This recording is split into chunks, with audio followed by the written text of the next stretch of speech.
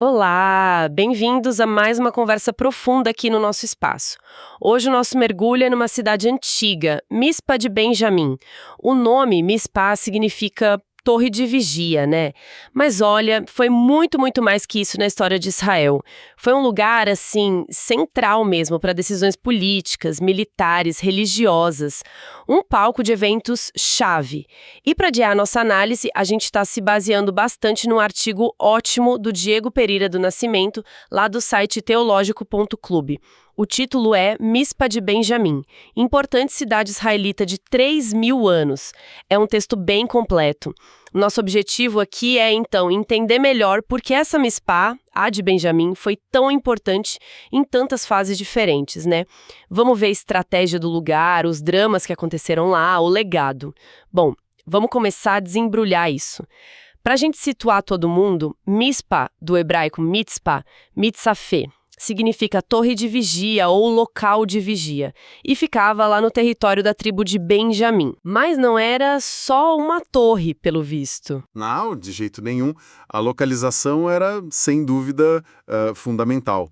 Mispa ficava numa região montanhosa, parte do que chamam de Montanhas de Efraim. Ela estava, assim, uns 180 metros acima da planície de Gibeão.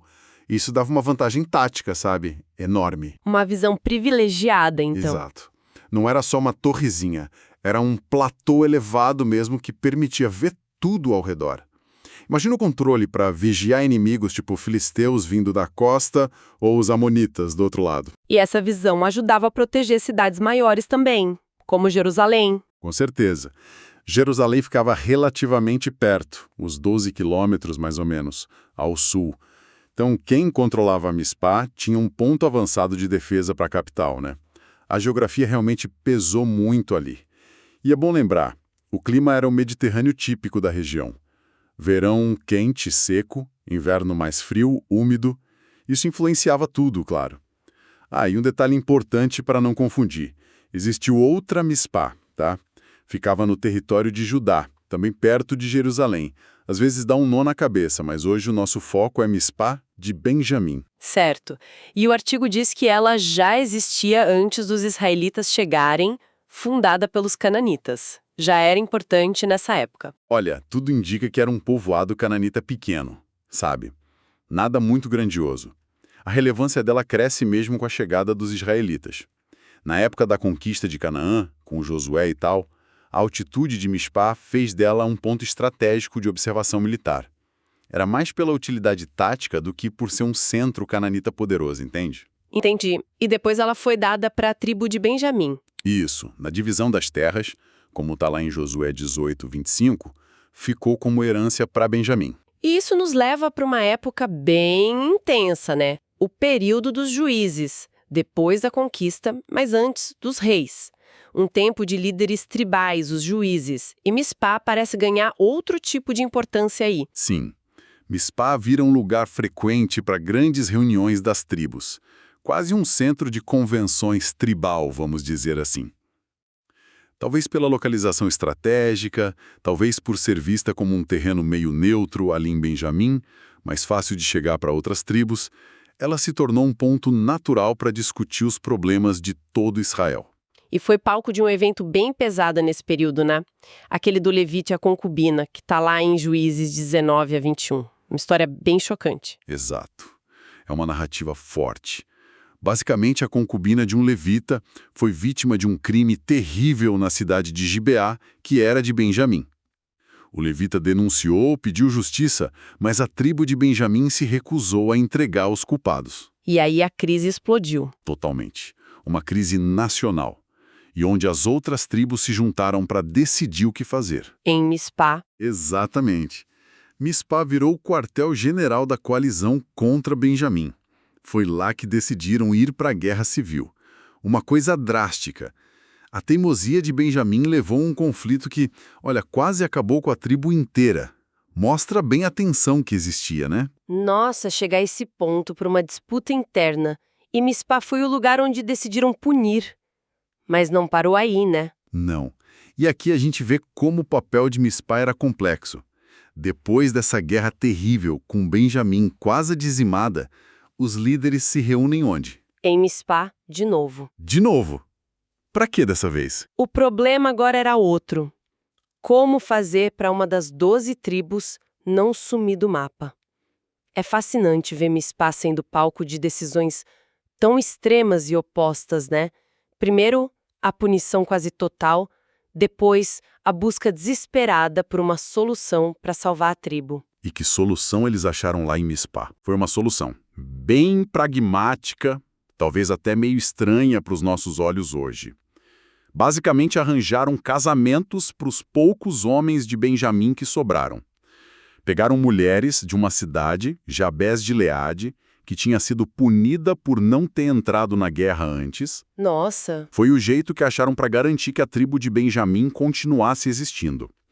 Então Mispá testemunhou a fúria coletiva, mas também esse esforço para manter Israel unido, de alguma forma. E Mispá continuou sendo esse centro de reunião e decisão. Ainda nesse período dos juízes entra em cena uma figura importantíssima, o profeta Samuel. Ele também tem uma ligação forte com Mispá. Sem dúvida. Samuel, que foi essa ponte entre os juízes e os reis, usou Mispá como palco principal também. Ele convocou Israel para uma grande assembleia lá. Mas dessa vez não era para guerra, era para algo espiritual, um chamado para se arrependerem, renovarem a aliança com Deus, sabe? E para largarem os ídolos cananeus, os Baalins, Astarotes, que sempre era uma tentação. Foi um momento de reset religioso nacional. Mas parece que a paz não durava muito naquela época. O artigo fala que justamente aí, durante essa reunião religiosa, os filisteus resolveram atacar. Isso mesmo. Os filisteus que viviam ali na costa e eram inimigos constantes, viram aquela multidão reunida em Mispá e pensaram, opa, oportunidade. Lançaram um ataque surpresa. Talvez achando que iam pegar o povo desprevenido no meio da reza, né? A situação ficou tensa. E o que Samuel fez? Como eles reagiram? Bom, no meio da crise, Samuel agiu como líder espiritual. A Bíblia conta, lá em 1 Samuel 7, que ele fez um sacrifício pedindo ajuda a Deus. E a resposta, segundo o texto, foi espetacular. Deus mandou trovões fortíssimos que criaram um pânico total nos filisteus. Eles se desorganizaram todos. E os israelitas aproveitaram. Exato. Partiram para cima, perseguiram os filisteus e conseguiram uma vitória importante, até um lugar chamado Bet-Car. E para marcar essa vitória, e principalmente para lembrar que a ajuda veio de Deus, Samuel fez uma coisa simbólica. Ele ergueu uma pedra. A famosa Ebenezer. Essa mesma. Ebenezer, que significa pedra de ajuda. Ele colocou ela entre Mispá e Sem. Isso deu a Mispá mais uma camada de significado, não só lugar estratégico e político, mas também símbolo da proteção divina, da importância da fé para a nação sobreviver. Atribuída a Deus. Tudo isso ligado a Mispá já no tempo dos juízes. E essa importância toda continuou na fase seguinte com os reis. Continuou sim. Aquele desejo do povo por ter um rei, como as outras nações, né? A transição dos juízes para a monarquia, adivinha onde teve um capítulo fundamental? Em Mispá de novo, com a coroação de Saul, o primeiro rei. Lá mesmo. Samuel, sentindo a pressão do povo e, segundo a Bíblia, orientado por Deus, chama as tribos para se reunirem, em Mispá. De novo. Nesse lugar já cheio de história, ele apresenta e unge Saul, que era da tribo de Benjamim, como o primeiro rei de todo Israel. Está lá em Samuel 10. Faz todo sentido escolher Mispá para isso, né? Já era o lugar das grandes decisões. Com certeza. Não parece ter sido por acaso. Esse evento não só começou a monarquia, mas também cimentou o status político de Mispá. Então, de lugar de decisão tribal e religiosa, virou palco da fundação da monarquia. E a parte estratégica, a tal torre de vigia original, continua valendo mesmo depois com reis morando em outras cidades. Sim, a localização continuou sendo ouro. Pulando umas gerações, já com o reino dividido em dois, Israel no norte e Judá no sul, Mispá volta a ser importante militarmente, lá pelo século 9 a.C. O rei Asa de Judá, o reino do sul, fez uma grande obra de fortificação em Mispá. E por que fortalecer Mispá justo naquela época? Porque Mispá ficava bem na fronteira norte de Judá, de cara para o reino de Israel. E a relação entre os dois reinos irmãos era tensa. O rei de Israel, Baasa, tinha começado a fortificar uma cidade vizinha, Ramá, ameaçando Judá. O Asa conseguiu parar a obra e, olha que esperto, pegou todo o material de construção abandonado em Ramá e usou para reforçar as muralhas de Mispa. Ah, usou material do inimigo, digamos assim. Exatamente. Isso mostra que, mesmo séculos depois, Mispa ainda era vista como um ponto de defesa crucial, uma fortaleza naquela fronteira quente entre os dois reinos. A história de Mispá parece mesmo um espelho das fases de Israel. Formação, crise, monarquia, divisão e depois... Com a chegada dos grandes impérios, tipo a Babilônia... Pois é, aí a trajetória de Mispá muda de novo. Com a queda de Judá para o Império Neobabilônico, lá por 587 a.C., Nabucodonosor II destruiu Jerusalém, o templo, levou muita gente embora no exílio babilônico. Mispá também foi destruída nessa época. Parece que não no mesmo nível de Jerusalém. E é justamente por isso que ela tem um último e meio trágico momento de destaque. Com Jerusalém arrasada, os babilônios precisavam de um lugar para administrar o povo judeu que ficou na terra, os mais pobres, agricultores. Aí Nabucodonosor nomeou um judeu, Gedalias, como governador dessa província da Judéia. E onde Gedalias montou seu governo? Deixa adivinhar. Mispá? Em Mispá. Por um tempinho, Mispá virou o centro administrativo da Judéia, que ficou sob domínio babilônico. Pessoas que tinham fugido da guerra até o profeta Jeremias começaram a voltar e se reunir em Mispá, em volta do Gedalias. Parecia uma tentativa de recomeço, sabe? Uma luzinha. Mas o artigo diz que isso não durou muito, né? Não, foi muito curto e trágico. Tinha gente que não aceitava colaborar com os babilônios de jeito nenhum. Um grupo liderado por um cara chamado Ismael, da antiga família real, armou uma conspiração. Eles assassinaram Gedalias e os soldados babilônios e judeus que estavam com ele em Mispá. Tá tudo contado lá em Jeremias 41 e 42. Foi um golpe terrível que acabou com essa tentativa de administração local. E qual foi a consequência disso para Mispá? Foi péssima.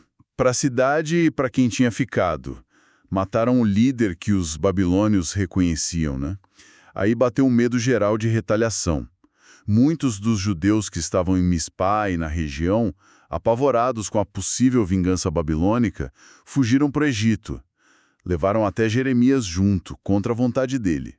Esse êxodo esvaziou ainda mais a área. E Mispá? Mispá, que tinha sido esse breve centro, perdeu a função e, pelo visto, muita gente foi o começo do fim para ela. O artigo até sugere que a cidade ficou meio abandonada depois disso. É o que a arqueologia indica, principalmente no sítio que a maioria acha que é Mispá, Tel en Nasbe. Lá encontraram muralhas fortes, muita coisa dos períodos anteriores, mas depois, sinais de destruição ou abandono que batem com essa época, depois da morte do Gedalias. Parece que a cidade perdeu relevância, tanto estratégica quanto administrativa. Os habitantes devem ter ido para outros lugares que voltaram a crescer depois, como Jerusalém, quando os persas deixaram o povo voltar do exílio, ou Jericó. Mispá foi sumindo do mapa aos poucos. Falando em mapa, é curioso que, mesmo com toda essa história registrada, ainda exista um certo debate sobre onde exatamente ficava Mispá de Benjamim. O artigo menciona umas hipóteses. Por que essa incerteza toda? Olha, isso é comum na arqueologia bíblica, sabe? As descrições nos textos antigos nem sempre são super precisas para os nossos mapas de hoje. Nomes de lugares mudam, às vezes a evidência que a gente acha não é 100% conclusiva. No caso de Mispá de Benjamim, tem umas candidatas principais. E quais são e por quê? Olha, uma hipótese mais antiga era Shuafat, uma vila árabe atual perto de Jerusalém. Tinha a ver com um nome parecido, Safá, e uma passagem em 1 Macabeus te fala de uma reunião em Masfa, defronte de Jerusalém. Só que essa passagem pode ser sobre a Mispá de Judá, não a de Benjamim, entende? E a arqueologia em Shuafat não é tão forte para a época que interessa. Outra candidata tradicional é Nebi Samuel. É um lugar alto com uma vista incrível e a tradição diz que é o túmulo do profeta Samuel. A ligação com Samuel é forte, né? Sim, ele foi muito ativo em Mispá. Pois é. Só que as escavações lá acharam coisas importantes, mas de épocas bem depois, tipo cruzadas. Da Idade do Ferro, que seria a Mispa da Bíblia, dos juízes e reis, acharam pouca coisa de uma cidade fortificada grande. E qual é a aposta mais forte hoje em dia? A que tem mais apoio dos arqueólogos hoje é Tel en Nasber. As escavações lá, feitas há bastante tempo, nas décadas de 20 e 30, Acharam uma cidade fortificada mesmo, com muralhas enormes do século IX ou VIII a.C., que bate certinho com a obra do rei Asa que a gente falou. Acharam muita cerâmica, objetos da época dos reinos de Israel e Judá e também do período babilônico. E depois, sinais de abandono. A localização também, uns 12 quilômetros ao norte de Jerusalém, ali na Serra de Benjamim, combina bem com as inscrições. Então, juntando as peças... Se a gente junta as peças, Tellen Nasber parece ser a melhor candidata para a Mispa de Benjamim. Mas, em arqueologia, certeza absoluta é artigo de luxo. Bom, recapitulando tudo isso, fica muito claro, Mispá de Benjamim foi bem mais que uma torre de vigia. Foi um lugar multifacetado, centro de decisão tribal, às vezes bem dura, como na guerra contra Benjamim, palco de julgamento e liderança com Samuel, lugar da fundação da monarquia com Saul, ponto de defesa na fronteira, breve capital administrativa sob ocupação e, no fim, acabou esquecida. Que trajetória. Exatamente. E olhar para a história de Mispá hoje, eu acho vai além do interesse histórico ou religioso. É uma janela para a gente entender a dinâmica do poder, da religião, da identidade, da sobrevivência de um povo no Oriente Médio Antigo. A gente vê como a geografia pesa, como crise interna às vezes é pior que inimigo externo, e como um lugar físico vai ganhando camadas de memória, de significado, com o tempo. Isso levanta uma questão interessante, Como esses lugares de memória coletiva se formam? O que eles contam sobre uma sociedade? Então, no fundo, o que a gente tira disso, além da história bíblica em si, a trajetória de Mispá parece mostrar um padrão que a gente vê em outros lugares, talvez. Centros de poder que sobem e caem, a tensão entre unidade e divisão dentro de um povo, e como as comunidades reagem ou não às crises. É uma história sobre os desafios de construir e manter uma sociedade, Exato. E para a gente fechar com uma reflexão, vamos voltar ao nome. Mispá, torre de vigia. Como a gente viu, a história dela foi muito mais do que só vigiar quem vinha de fora. Em momentos-chave, Mispá foi o lugar onde Israel olhou para dentro, para si mesmo, para julgar as próprias ações, como no caso de Gibeá, para debater o futuro, como a monarquia ou a salvação de Benjamim, para buscar orientação divina, com Samuel. Isso convida a gente a pensar que outras torres de vigia existem ou existiram por aí. Podem ser instituições, ideias, movimentos, líderes, até arte, que cumpriram essa função de autoobservação, de julgamento, de busca de rumo em outras sociedades. Que mecanismos os grupos usam para se olhar no espelho e tentar corrigir a rota. E o que o destino dessas várias mispás da história pode ensinar para a gente hoje.